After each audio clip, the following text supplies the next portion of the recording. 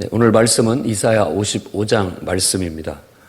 어제 54장 말씀은 예루살렘에 회복된 그런 영광, 앞으로 예루살렘에 새롭게 장막이 치어지게 될 것이고 많은 사람들이 그리로 몰려들게 될 것이라는 이야기와 그 예루살렘은 누구도 무너뜨리지 못할 것이다. 왜? 그것은 하나님께서 공의를, 예루살렘을 공의로 세우셨기 때문이다. 그래서 누구도 그 아성을 넘어뜨리지 못할 것이다. 오히려 그것을 넘어뜨리려는 자들은 오히려 그들이 넘어지게 될 것이고 패망하게 될 것이다.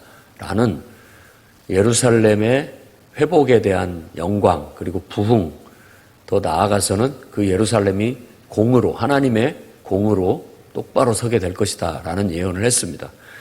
그런 말씀 속에서 오늘은 이제 그 예루살렘을 향한 초청, 그러니까 이 초청은 이스라엘 백성을 향한 것이 아니라 이방인들을 향한 것이라는 걸 아셔야 됩니다. 그러니까 온 세상 사람들을 향해서 이제 예루살렘이 성전이 재건되었고 예루살렘이라는 곳이 하나님을 예배하는 성전 도시로, 예배의 중심지로 하나님께서 똑바로 세웠으니까 모든 사람은 이제 그곳으로 나아오라는 모든 사람을 향한 초청의 메시지를 주고 있는 겁니다. 그래서 오호라 감탄사를 쓰면서 너희 모든 목마른 자들아 물로 나아오라. 돈 없는 자 와라. 와서 사 먹되 돈 없이 값없이 와서 포도주와 저지를 사라. 이 포도주와 저지라 하는 것은 이제 어떤 너희들에게 우리의 육체적인 만족을 위한 어떤 음료라고 말할 수 있는데 바로 우리의 영혼을 만족시킬 수 있는 영원한 음료, 생명의 음료, 그것이야말로 바로 창조주 하나님의 은혜라는 걸 은유적으로 말하고 있는 겁니다. 그래서 우리는 알고 있습니다만 세상 사람들, 정작 당사자들은 자신들이 영혼이 얼마나 목말라 하고 있고 메말라 있는지를 잘 모릅니다. 왜냐하면 그냥 세상이 살기 좋고 또 뭐 먹을 것이 풍부하고 그냥 즐길 것들이 많으니까 그런 것에 마치 술 취한 사람들처럼 그런 것에 취해 살다 보니까 정작 속으로 죽어가고 있거나 속으로 병 들어가 있거나 이런 것들을 잘 느끼지를 못하고 살아가는 것과 같습니다. 근데 그들을 일침을 줘서 일깨워야 됩니다. 너희의 영혼이 지금 목말라 하고 있고 너희 영혼이 지금 메말라 죽어가고 있다라는 사실을 자각시키고 눈뜨게 해줘서 더 이상 세상의 쾌락에 취해서 흥청망청 비틀비틀 거리면서 살아가지 않도록 그들을 일깨워서 맑은 정신을 가지고 똑바로 세상을 보고 똑바로 자신을 보고 그래서 그 속에 하나님을 발견하고 그 속에 자신의 본 모습을 발견하고 바로 서서 정말 영적인 삶을 살아갈 수 있도록 인도하는 것이 교회의 사명이고 또 성도의 사명이고 어떻게 보면 그 시대 이스라엘에게 하나님께서 새롭게 주어진 임무라고 볼 수 있습니다. 이제는 이스라엘 백성은 또 예루살렘은 온 세상에 하나님을 알리는 사명을 부여받게 된 겁니다. 복음을 전해야 할 사명, 하나님께서 너희를 통치하고 다스린다라는 사명을 전파해야만 했던 겁니다. 그 내용이 오늘 이 55장 내용이라고 할 수 있습니다. 너희가 어찌 양식 아닌 것을 위해서 은을 달아주고 배부르게 하지 못할 것을 위해서 수고하느냐. 내게로 나와서 듣고 배워라. 세상 것들이 우리에게 진정한 영의 양식이 되지 못하고 진정한 만족을 주지 못하고 진정한 참된 삶을 가져다 주지 못한다. 그렇게 믿고 살아가고 있지만 결국 죽음 앞에 섰을 때는 그저 허무함과 그냥 스스로의 합리화, 왜 뭐가 더 있겠느냐. 결국 창조주 하나님 앞에 우리가 언젠가는 서게 될 텐데 나를 창조하시고 내게 생명을 주시고 내게 인생을 허락하신 하나님 앞에 섰을 때 정작 그분을 인정하지 않았고 그분의 뜻은 한 번도 생각해 본 적이 없이 그저 자신의 욕심, 자신의 욕망, 자신의 계획, 자신의 뜻만을 그저 탐닉하듯 살아왔는데 그 모든 것들은 지푸라기 같아서 하나님 앞에 서게 되면 다 불에 타서 없어져 버려 소멸되지는 허무한 것에 불과하다. 정말 하나님 앞에 남는 것이 뭐가 있겠느냐? 하나님 앞에 가지고 갈 것이 뭐가 있겠느냐? 그러니까 배부르지 못할 것을 위해 수고하고 양식 아닌 것을 위해서 수고한다라는 거예요. 헛되게 살아가고 있다는 겁니다. 헛된 목적을 위해서 헛된 삶의 어떤 것들을 추구하면서 살아가고 있는 세상 사람들을 우리가 일깨워서 그들이야말로 모두가 다 자신을 창조한 하나님을 인정하고 그분 앞에 나와 겸손히 그분의 선하신 뜻을 추구하고 그분이 우리를 통해서 뭔가 이 땅에서 계획하시고 뜻하신 말을 내가 순종함으로 온전히 이루어내는 삶이야말로 가장 값진 삶이고 가장 의미 있는 삶이라는 걸 깨우치는 것. 그래서 모든 사람들은 다 나와서 하나님을 통해서 영의 양식을 얻고 인생의 참된 의미를 깨닫고 인생의 참된 목적을 깨닫고 그 방향을 제대로 잡아서 제대로 된 삶을 살아야 된다. 그리하면 너희의 영혼이 살리라. 그럴 때 우리의 영혼이 살아나는 겁니다. 그러니까 우리는 영혼을 살리는 일을 해야 됩니다. 교회와 성도는. 모든 게 본질이 거기에 있어요. 다른 것에 목적이 있지 않습니다. 내 만족을 위해서 우리가 살지 않고 내 눈에 차는 것들을 위해서 살지 않고 영혼을 하나님의 눈으로 바라보고 그들 영혼이 목말라 있고 그들 영혼이 지금 굶주려 있고 그들 영혼이 지금 방탕하고 있고 방황하고 있고 죽어가고 있다라는 사실을 우리는 인지해야 되고 그들에게 생명의 양식, 다른 게 아니라 하나님에 대해서 눈뜨게 하고 하나님을 알아가게 하고 하나님을 통해서 자신을 알아가게 하고 자신을 완성해 갈 수 있도록 그들의 인생을 조언해 줘야 되고 깨우쳐 줘야 됩니다.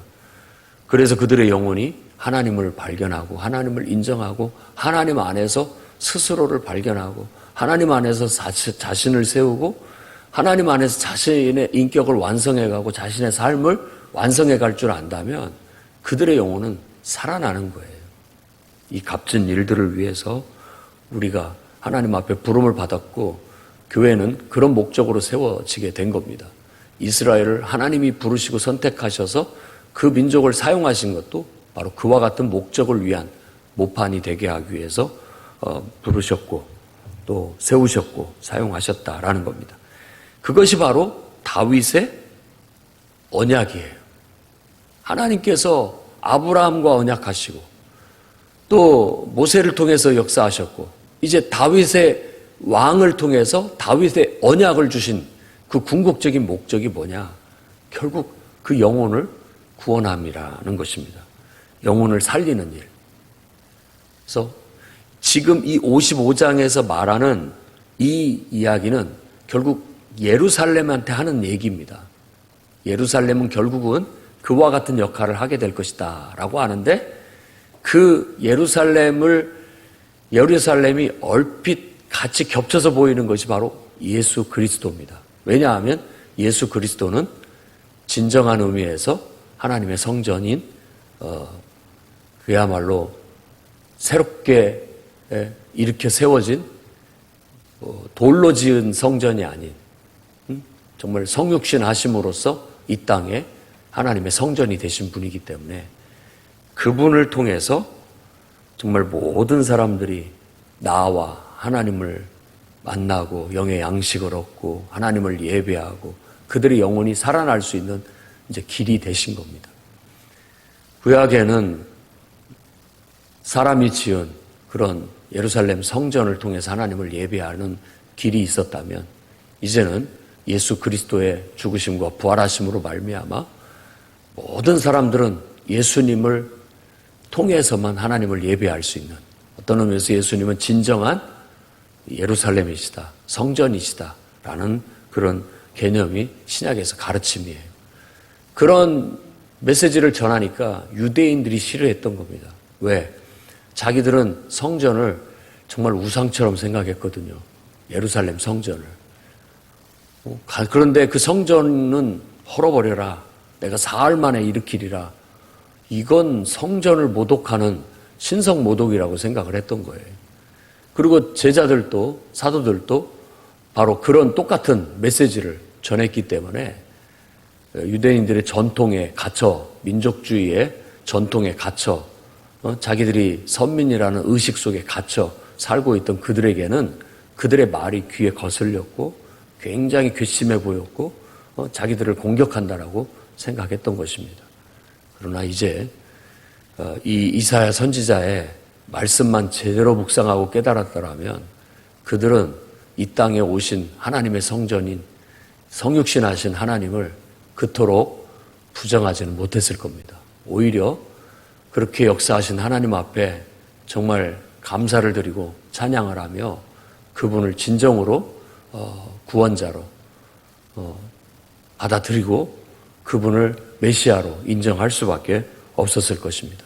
근데 이런 말씀들을 제대로 이해하지 못하고 끝끝내 선민의식 속에 갇혀 자신들의 전통 속에 갇혀 눈앞에 나타난 메시아를 제대로 깨닫지 못하고 인정하지 못하는 그런 결과를 가져오게 된 겁니다.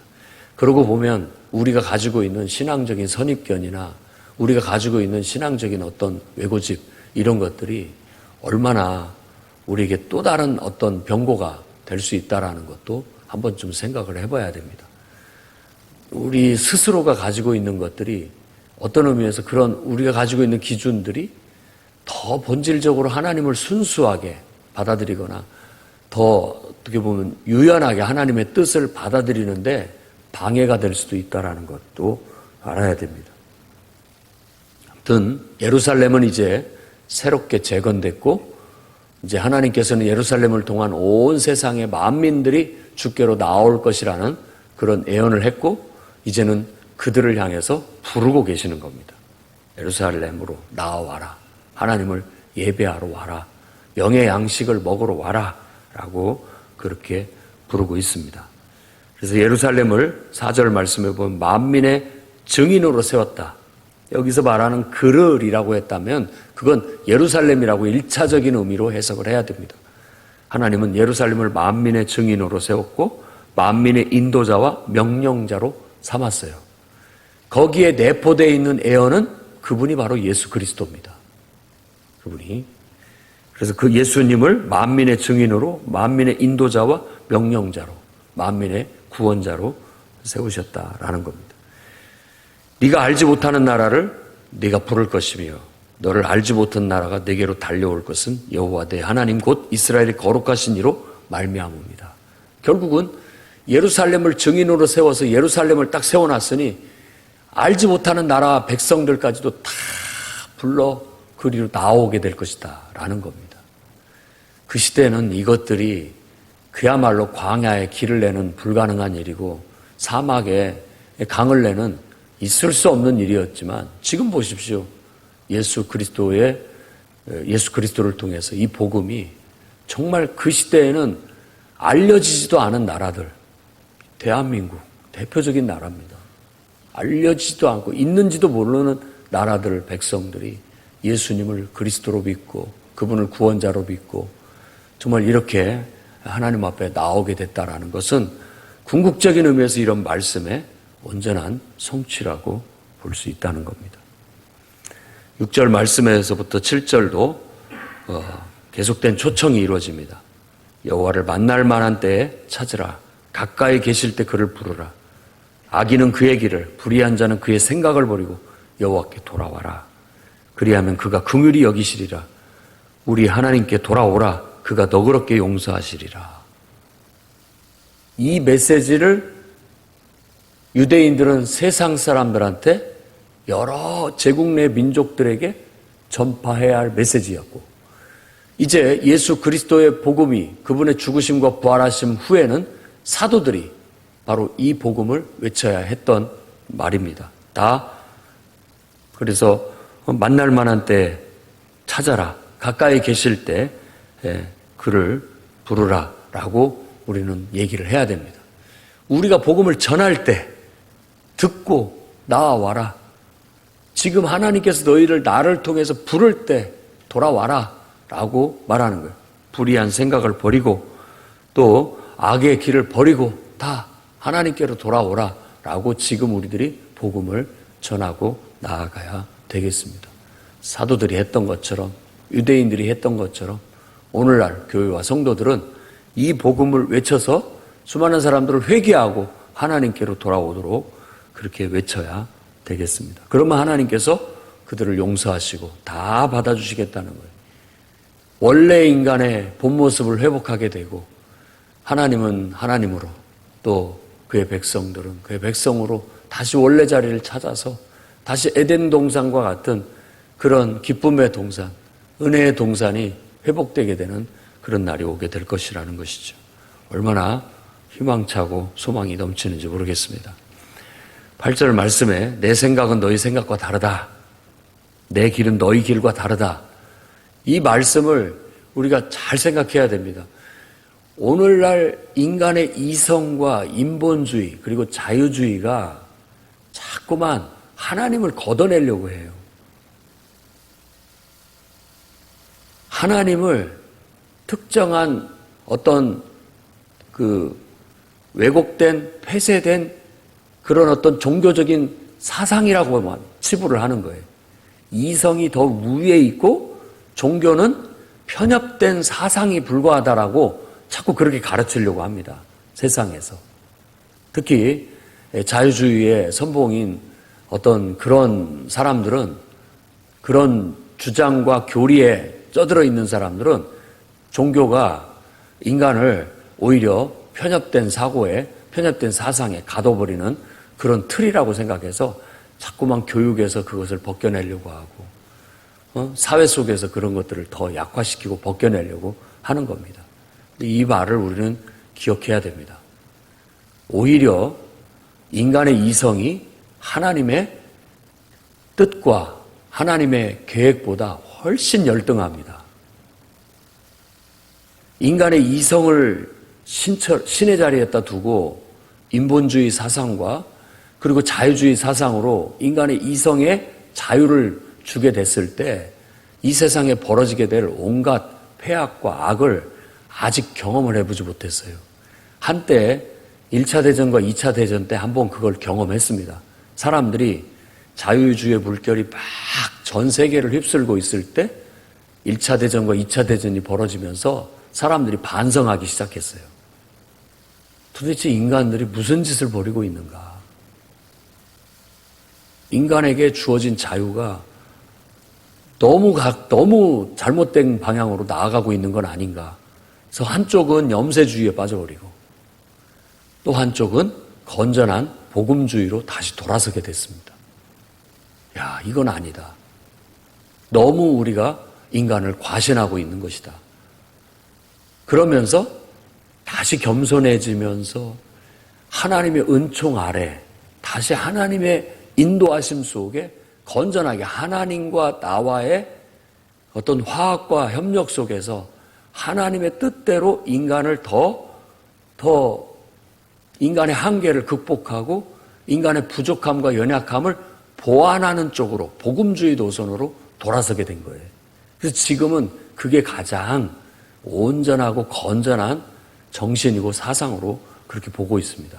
그러나 아직도 사람들은 세상 학문에 추구하는 사람들은 이성이 제일로 보고 자유주의가 지금 우리가 가지고 있는 최고의 인간을 해방시키는 사상으로 그렇게 믿고 있어요. 하지만 그 안에는 많은 인간의 연약함과 이성의 한계와 인간의 그 자기 통제력에 얼마나 미숙한지에 대한 그런 단점들을 인정하지 않고 있는 겁니다. 만일 인간이 그렇지 않다면 정말 하나님에 의해서 우리의 자유를 정말 합리적으로 올바르게 쓸 줄 알고 하나님에 의해서 자기의 자유를 통제할 줄 알고 자기의 감정이나 자기의 이성이 하나님에 의해서 더 완벽하고 온전하게 발휘만 될 수 있다면 당연히 온전한 그런 길로 갈 수 있겠죠. 그런데 인간 스스로가 그걸 통제하지 못합니다. 막지를 못해요. 여러분들을 한번 다른 사람을 떠나서 한번 여러분 자신을 한번 생각해 보십시오. 여러분이 여러분의 생각이 얼마나 옳다고 생각하는지. 경험을 해보니까 아실 것 아닙니까? 내 판단, 생각이 나중에 보니까 얼마나 미숙했고 불완전했는지. 그리고 내 감정 처리라든지 내 감정을 다루는 것도 얼마나 미숙한지. 그리고 내 의지가 얼마나 연약한지는 우리 스스로가 알고 있습니다. 한다고 해놓고도 지키지 못한 경우도 많고, 또 하지 말아야 된다라고 생각하지만 했던 적도 너무나도 많기 때문에 그런 사람이 절대적인 힘과 권력을 가졌을 때는 더 무서운 존재가 되는 거예요. 왜? 그 미숙한 사람이 너무나 강한 힘을 가졌기 때문에 그걸 잘못 휘두르게 되거나 발휘하게 됐을 때 얼마나 큰 고통과 문제거리를 이 땅에 가져다 줄지 모르기 때문에 그렇습니다. 그래서 우리는 우크라이나 전쟁에 푸틴이라는 한 지도자의 모습을 잘 지켜보고 있습니다. 그가 지금 어떤 생각을 가지고 도대체 그런 일들을 벌이고 있는지 더 지켜봐야 되고, 하나님이 정의를 바로 세워주시기를, 그런 어떤 것들을 막아주시기를. 누구도 막지를 못합니다. 그 힘 앞에. 더 큰 문제가 벌어질까 봐 막을 수가 없는 거예요. 그의 이성이 정말로 정의로운 것인지, 그의 감정이 정말로 정의로운 건지 한번 생각해 봐야 됩니다. 그래서 인간의 생각은 하나님의 생각과 차원이 달라요. 인간의 생각들은 늘 미숙하고 불완전해요. 그렇기 때문에 반드시 인간의 모든 감정, 생각, 의지는 하나님에 의해서 보완되어져야만이 온전하게 발휘되질 수가 있는 겁니다. 그래서 하나님은 우리에게 그 필요를 너무나도 잘 알고 있기 때문에 바로 그것을 너희들이 가져가라. 마음껏 그걸 가져다가 너희들이 온전해져라 라고 얘기하고 있는 겁니다. 그런데 인간들이 그걸 자꾸 스스로 자만하고 오만하고 교만해서 하나님 도움 필요 없습니다. 나 스스로도 얼마든지 똑똑하고 나 스스로도 얼마든지 잘할 수 있습니다 라고 하지만 이미 역사가 검증되었고 역사 속에서 검증되었고 인간은 스스로가 그러지 못한다는 걸 너무나도 잘 알고 있습니다. 그러면서도 교만과 오만을 부리고 있는 것이죠. 겸손히 나아와 하나님의 생각 앞에, 하나님의 뜻 앞에 나아가 그분의 뜻을 구함으로 나의 불완전한 생각을 보완하고 나의 불완전한 통제력을 보완하고 나의 불완전한 의지를 보완하고 하나님 뜻대로 나아가게 되면 마치 우리라는 그릇 속에, 우리라는 토지 속에, 토양 속에 하나님의 단비가 이렇게 내려서 그 단비가 우리 마음판에 뿌려짐으로써 거기에서 씨가 뿌리를 내리고 자라서 꽃이 피고 열매를 맺는 것 같이 우리의 인생이 좋은 열매들을 많이 맺게 된다라는 거예요. 그런데 그렇게 하지 않게 된다면 우리는 아무리 우리 인간이 좋은 생각을 가지고 좋은 뜻을 가지고 심는다고 할지라도 그것이 가시엉겅퀴를 내는 것 같아요. 그래서 여러 사람들을 힘들게 합니다. 그뿐만 아니라 하나님의 은총이 내려지지 않는 우리들의 영혼들은 메마르고 황폐해져서 좋은 열매들을 맺지를 못해요. 그게 이 성경에서 말하는 인간의 실존입니다.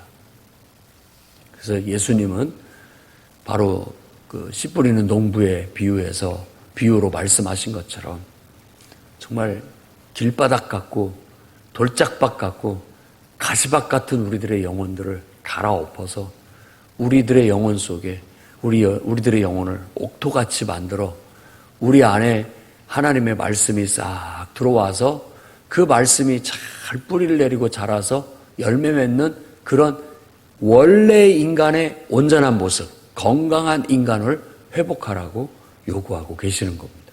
그게 복음이고.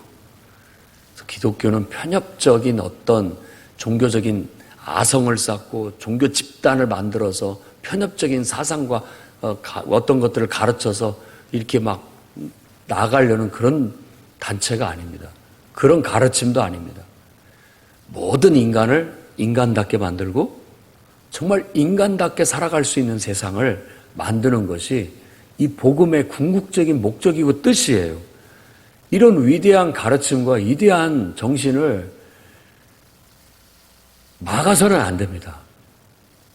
그 막아서는 자는 오히려 그가 깨지게 될 겁니다. 그게 성경의 가르침이에요. 예수님께서 이 돌을 예루살렘에 뒀는데 이 돌에 부딪히는 자는 다 부서질 것이다. 깨질 것이다. 라고 말하고 있습니다. 이건 생명의 말씀이고 진리의 말씀이고 모든 사람을 인간답게 만들고 모든 사람을 건강하고 건전하게 만드는 그야말로 위대한 가르침이고 사상인 거예요. 그래서 우리는 교회와 성도들이 긍지와 자부심을 가지고 이 위대한 가르침과 사상을 여러분들이 사는 삶에서 실천하고 펼쳐나가야 됩니다. 그것에 어떤 사람들이 마음이 삐뚤어져서 그것들을 방해하고 거스리고 핍박하고 한다 할지라도 그런 것에 우리가 약화되거나 굴해서는 안 됩니다.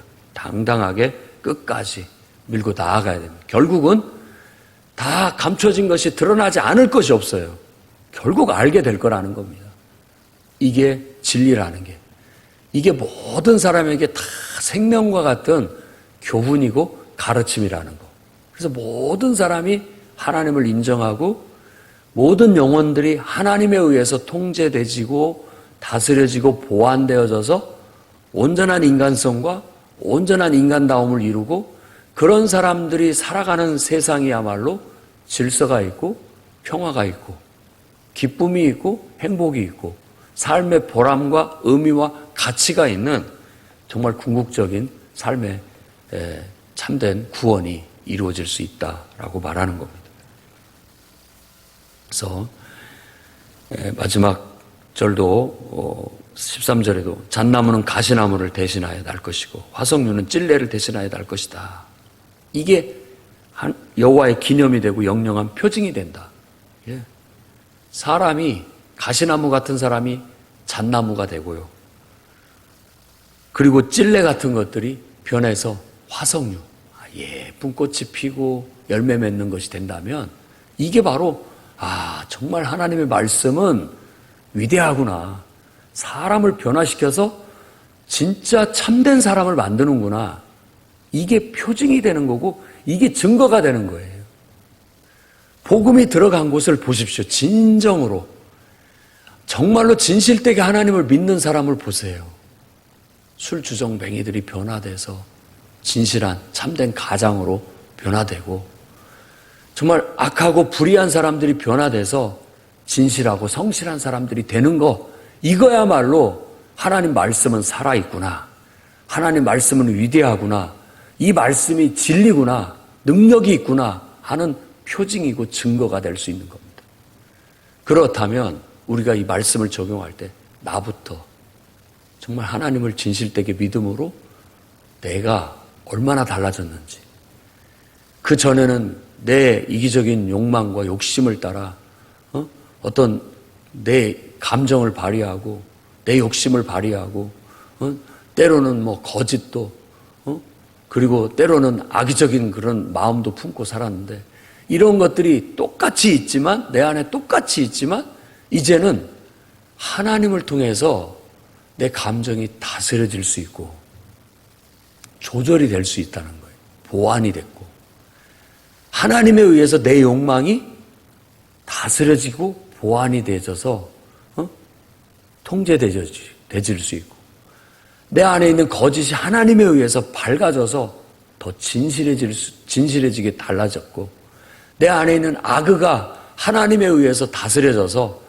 악의가 막 일어나다가도 그분에 의해서 딱 그것이 눌려져 가지고 그것이 선으로 바꿔지고 이런 내 삶의 변화의 모습이 바로 하나님은 살아계시다. 하나님을 믿는 믿음은 위대하다. 표징이 되는 거예요. 그러니까 나는 살아있는 증인이에요. 하나님이 살아계시다는, 하나님의 말씀이 위대하다는 살아있는 증인이에요. 나아가 우리가 복음을 전하고 하나님을 전해서 사람들을 변화시키는 것, 그런 사람들을 변화시켜서 한 사람 한 사람을 변화시켜 나가는 것, 이게 하나님 말씀의 위대함을 증명하는 겁니다. 정말 우리 교회와 성도들이 그와 같은 놀라운 역사를 일으켜 나가는 역군들이 될 수 있기를 바랍니다. 예, 광야라 할지라도 광야 같은 사람을, 가시나무 같은 사람을, 찔레 같은 사람을 확 갈아엎어서 변화시키자고요. 내가 하는 게 아니라 하나님 말씀으로, 능력의 말씀으로, 내가 하는 것이 아니라 성령의 불 같은 급하고 강한 바람, 강력한 하나님의 성령의 역사로 그 영혼이 변화되어져서 가시나무가 아주 틈실한 잣나무같이 정말 믿음직스러운 사람으로 변화되고, 찔레같이 사람들을 찌르고 고통스럽게 하고 힘들게 하는 사람들이 정말 아름다운 꽃이 펴 향내내고 정말 우리에게 유익이 되는 좋은 열매 맺는 그런 인성으로, 그런 사람들로 변화시켜 나간다면 얼마나 좋겠습니까? 그걸 위해서 우리가 더 구하고 두드리고 찾고 기도하면서 나아가면서 우리가 이런 변화를 일으키고 이런 역사를 일으키는 그런 교회와 성도들이 될 수 있기를 주의 이름으로 축원합니다.